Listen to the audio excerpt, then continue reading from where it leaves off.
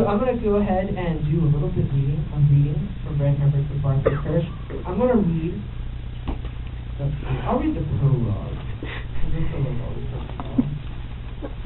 And the prologue, for those of you who don't know, is kind of like an introduction to the book.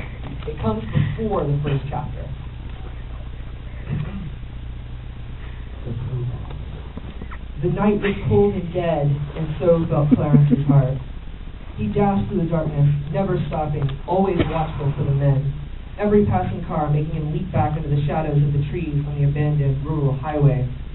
His form was hardly more than a shadow, sweating even in the cold, his face bruised and scarred. With every step, he knew they were gaining on him.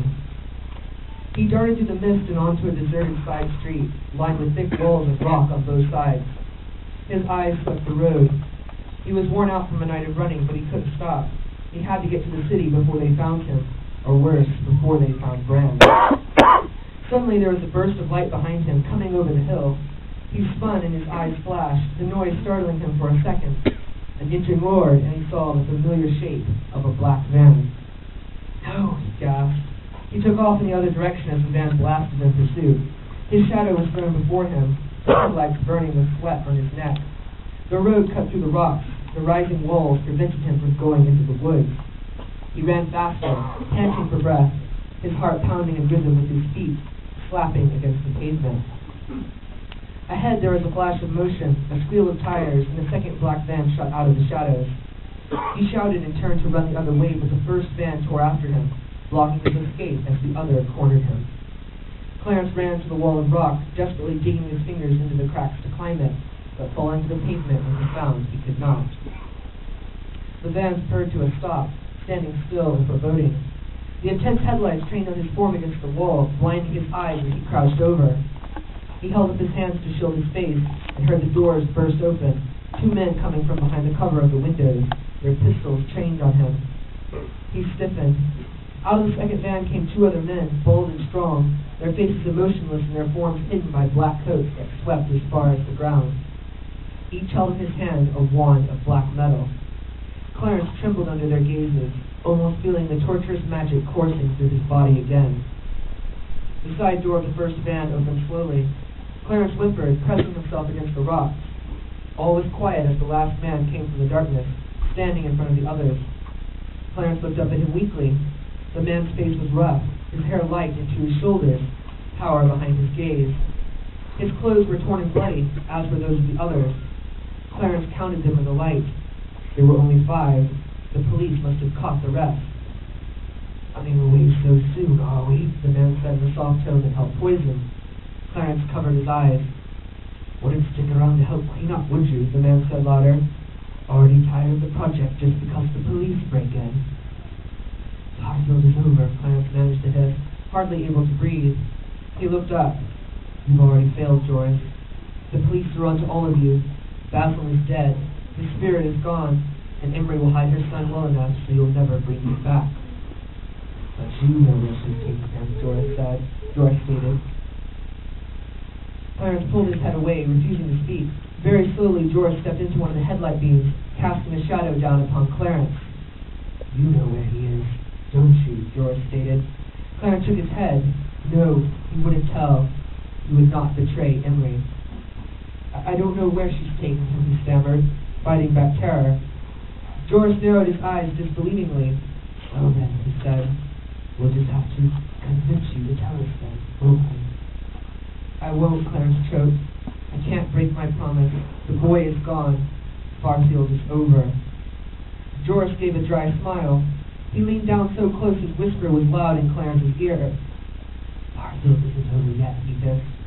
We're going to find Bran Hambric, and we're going to bring him back. A freezing wind blew across the alley where Emery Hambric had parked her car. Her windows were down. The cold chilled her face, but not nearly as much as the sudden feeling of dread that crawled across her skin. Clarence, she whispered. Something was desperately wrong. He should have been there by now. She glanced into the back seat. In it was the limp body of a small 6-year-old boy. My son. I'm sorry, was all she could say. If only the apology could take back years of mistakes, but maybe she wouldn't be there, running from all she had done. If only she could have lived a few more weeks, she might see herself turn 27, but she knew in her heart she would not even see the next sunrise. Imre never cried. She was always the strongest, always pretending to be the strongest. But now as she looked back on her life and down at the child she loved so much, tears formed in the corners of her eyes. She would never see him again. I won't let them get you, I promise. The moment the whisper left her lips, she felt a start. Her gaze jerked up out the back window. She had sensed something move, a shadow, or rather the feeling of a shadow, watching her. Someone was coming, and Imre knew who it was. She found me. Imre thought she would be safe in Dunst. No maids would follow her in there, none of the police from outside either. She glanced back at her son. It was too late to run. She'd have to send him elsewhere. There was no more time to waste. She spun around quickly, searching the floor for something to write on. She tried her pockets and finally found an old scrap. Without hesitating, she scribbled her note on it. This is all I have to give you, she whispered, stuffing it into the little boy's fist and closing his fingers around it. She knew he wouldn't remember anything. Her magic was strong enough for that, but at least he would have the note. She hopped out and threw the back door open, pulling the boy up to her. Much as she longed to, she could not hold him for a second more. The darkness of the alley swept over her as she punched the button on the trunk of the car. The lid swung up, and she pushed her son down into the cramped space. She reached to her neck, touching the string of a necklace that was hidden under her shirt. But before she could take it out, she heard a scrape far behind her. She jumped forward, slamming the lid shut. Her skin crawled. Her breath came quickly. She pulled from deep within, drawing on magic. For the magic to work, she needed something that came from the intended destination. A note from a neighbor's house, and he materialized there. A shirt and her son would wake up in a department store. But as every sense within her screamed out in impending danger, her mind drew a blank. In that desperate instant, she flung the magic at the trunk, hoping it would find something to use, anything to send her son from this terrible place. Dang AWA, she gasped out. She couldn't manage another breath before a hand burst out of the darkness. It caught her by the throat, throwing her backward to the pavement. Her arm scraped against the hard road as she fell. You fool. The woman's voice was harsh. Imre looked up, her back to the ground. She couldn't make out the attacker's form in the dark, but Imre knew who the woman was. Imre heard the click of a gun, but she didn't flinch, didn't speak. She just lay there, bleeding.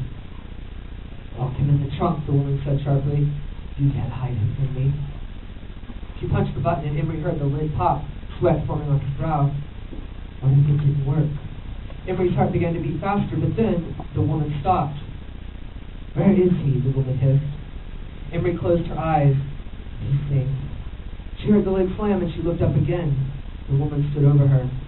Where have you sent him? She hissed. Imre said nothing. You're going to die either way, the woman stated with no emotion. We're going to find him either way. It's only a matter of how long it will take.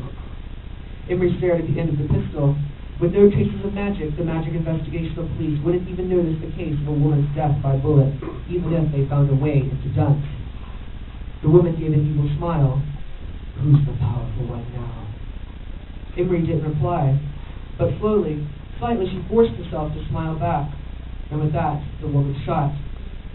Imre's body dropped, all strength gone in an instant.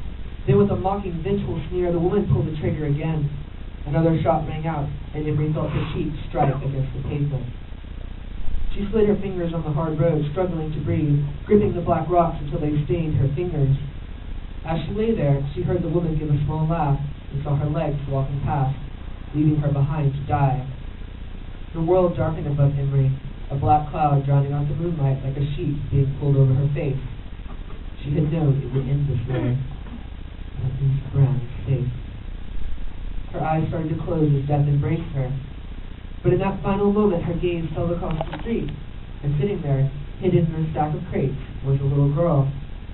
The girl's eyes were stained with tears, her face white and trembling. She had seen it all. And as the night of April 18th passed and the morning came to life, a boy named Bran awoke in the city of Dunst.